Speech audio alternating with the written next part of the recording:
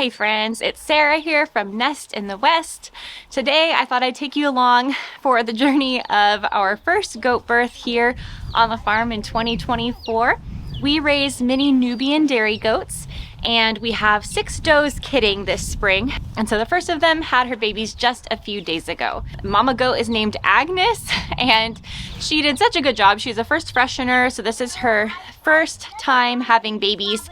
She had triplets, and so I did put a trigger warning in the description, but one of the babies was stillborn. So just in case that's a sensitive topic for you, just be aware that this video does show her having a stillborn baby.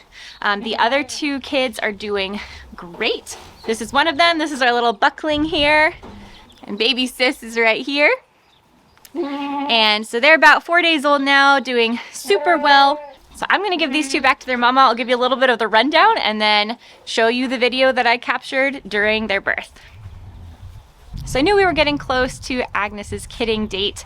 I had 2 due dates for her just because Mini Nubians are a cross between a Nigerian dwarf goat and a Nubian goat, and those 2 tend to have 2 different gestation periods. So Nigerian dwarfs tend to be more like 145 days gestation, and Nubians tend to be more like 150. So there's variations between those dates. It's just like humans. A due date doesn't necessarily mean that they'll be having their babies that day, but it is a helpful reference point. So I tend to write down both of those dates if I have a pretty good idea of when my goats were bred. So her first due date came and went, but just a day or 2 before her second kidding date that I had written down, Agnes went into labor. So I had noticed her bagging up a little bit. Her teats were starting to fill up too.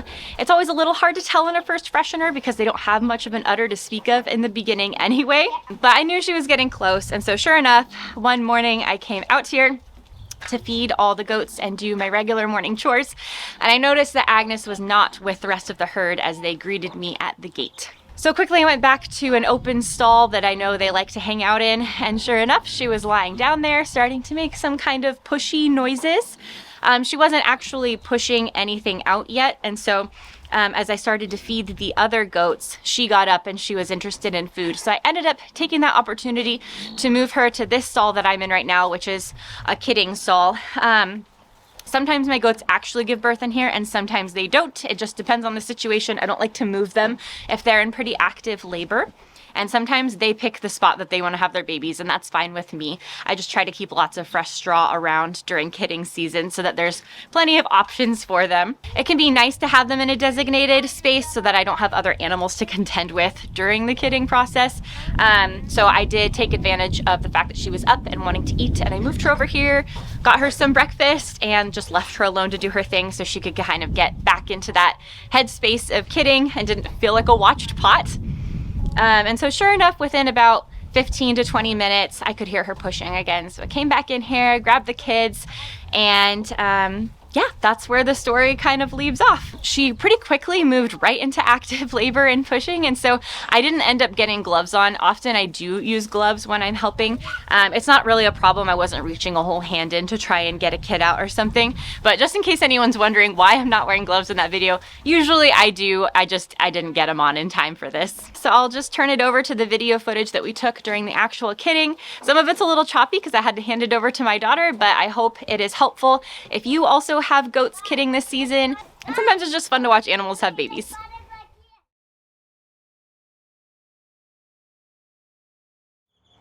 So I can see a head presenting, not 2 hooves. I'm gonna let her try for a little bit. I've had goats push a baby out all by themselves this way, but I may hook a finger in there and just try and scoop out one or both of the hooves to give her a little bit of a help.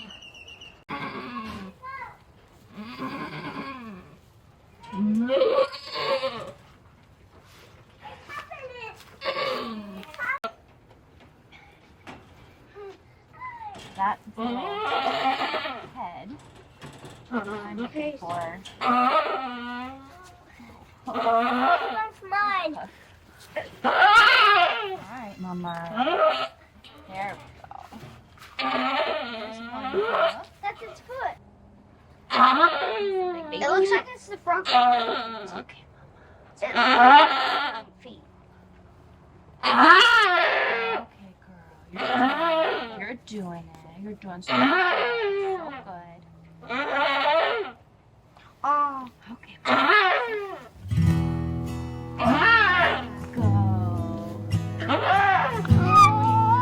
Oh, is it a girl? I think it's a girl. Look at that. I want it to be a girl. Is there? Do you think she's gonna have another one? It's a girl. It's a girl. Do you think she'll have another one?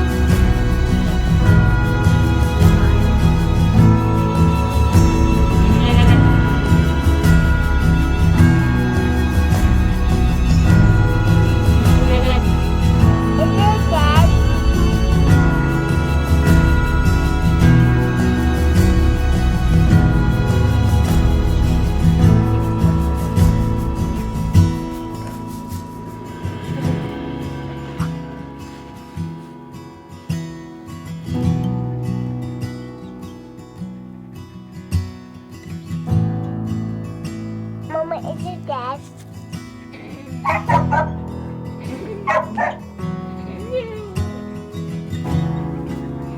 She's having another one.